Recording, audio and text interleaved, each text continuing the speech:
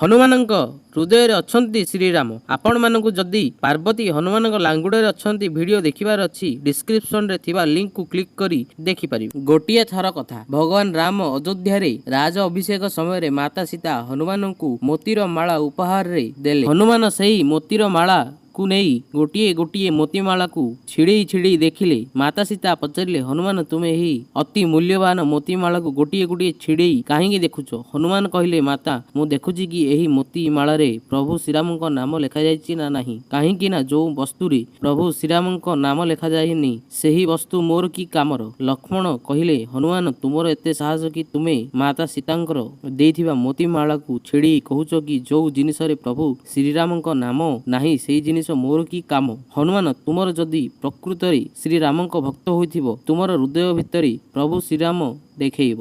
ହନୁମାନ ଏହା ଶୁଣି ସଭା ମଧ୍ୟରେ ଯାଇ ନିଜର ହୃଦୟରେ ପ୍ରଭୁ